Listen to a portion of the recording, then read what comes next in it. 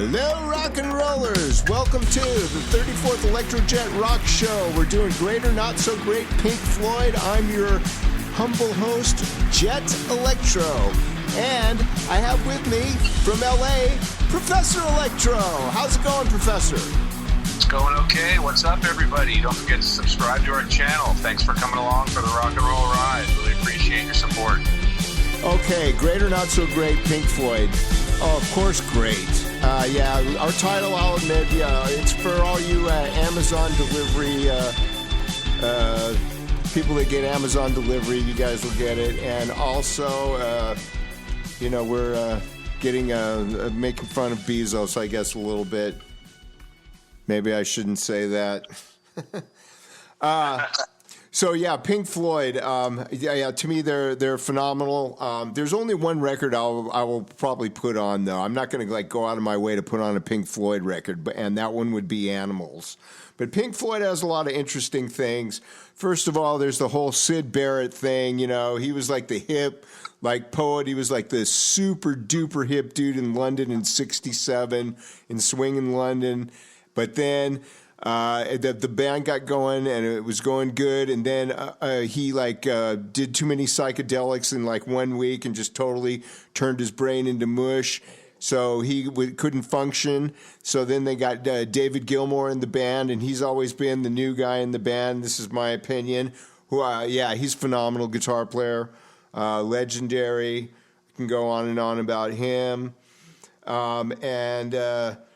Let's see. What was I'm not familiar with all the records too much. I do like Have a Cigar, the song. I found this out. That's Jimmy Page's buddy Roy Harper singing the lead vocal on that. I didn't know that, but it never did sound like one of the guys. So that's the only one, song that I know, at least of a big one, where the main lead singers aren't singing on it, whether it be David or Roger. It's somebody outside the band. And I thought the sound that they always had, their sound heritage traces back to the Beatles. Alan Parsons, I do think, had something to do with the engineering on Dark Side of the Moon, if not being the chief engineer. He was a Beatles engineer. The Beatles were probably in I think it was 68 or 69, maybe even a little later, somewhere in there. That the guys from Pink Floyd, because they were the new cool hip band, they used to go and get to watch the Beatles and George Martin record, and picked up a lot of their recording techniques, which is why the sonics on Pink Floyd's so good. And then there's the whole thing about the live shows. So, Professor, you were telling me you went to you saw Pink Floyd with all the quad sound and all that. So if you want to chime in on any of those points I made, go right ahead. Yeah, I saw him in the 1988 Momentary Lapse of Reason tour at the LA Coliseum with, they had the flying pig flying across the stadium and stuff. And that was really a bizarre concert because I think most of the people that were there were on something I wasn't on. There was a lot of people there acting very strangely. Let's just say that. It just wasn't the usual crowd that I'm used to at a rock concert. And in particular, some of these reviews are difficult for me because some of these big iconic bands, they're not my favorite bands. So it's hard to take iconic bands and then critique them in a negative way. It's definitely turned some people off, I'm sure, that are listening.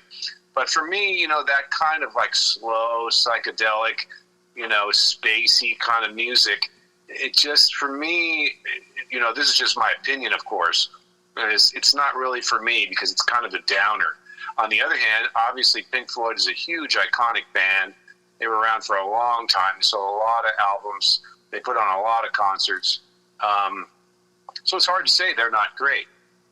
I think that that's not the Roman Coliseum in Rome. That's the Los Angeles Memorial Coliseum for all you international Pink Floyd fan listeners out there.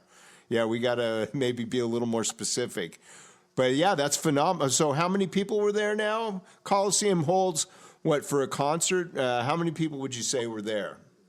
Oh boy, it's a long time ago, but the Coliseum holds 100,000 people. I don't know that it was completely filled, but there was a lot of people there, and there's a lot of people on the infield too. Which means you're sitting on the field on the grass, like the Yeah, there's no football field. reserve. You kind of sit. It was first come, first serve, and there's a lot of people wandering around in various stages of, of a mental states. It was out there. It was probably the weirdest concerts I've ever been to in terms of the crowd that was there.